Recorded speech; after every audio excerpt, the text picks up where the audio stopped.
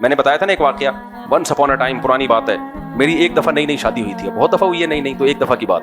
میں اپنے گھر والوں کو لے گیا کسی ورک شاپ میں جس میں ٹائم مینجمنٹ اور وغیرہ وغیرہ, بڑی اچھی ورک شاپ تھی, اور وہ جو ٹرینر تھے وہ بہت زبردست. میرے گھر والوں نے مجھے بتایا کہ جو خواتین پیچھے بیٹھی ہوئی تھی نا, وہ سب مجھے باغی بناتی رہی ہیں کہ تم نے مفتی صاحب سے شادی کی ہے. کہا ہاں جی.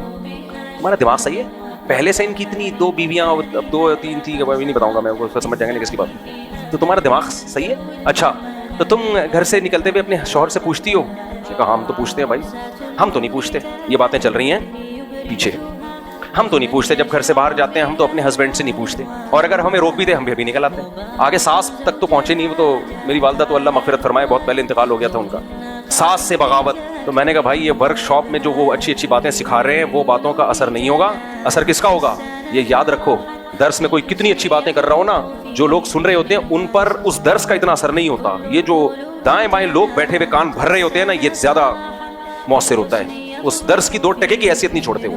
میرے گھر والوں کو اللہ جزائے خیر, انہوں نے مجھے بتا دیا کہ یہ چل رہا ہے مارکیٹ میں. مجھے بتا رہے ہیں کہ بھائی یہ بھائی یہ شادی سے پہلے آپ 100 دفعہ سمجھاؤ کہ مت کرو, جب ہو گئی ہے تو پھر کسی کو یہ کہنا کہ کیوں کی اور تمہارا دماغ خراب, یہ تو گھر توڑوانے والی بات ہے کہ نہیں ہے. پھر میں جہاں بھی گیا ہوں یہی باتیں ہیں. گھر والے جس گھر والوں کو بھی لے کر گیا ہوں ہر دفعہ یہی کہ سب پوچھتے ہیں تمہارا دماغ خراب, آپ نے کیوں کی.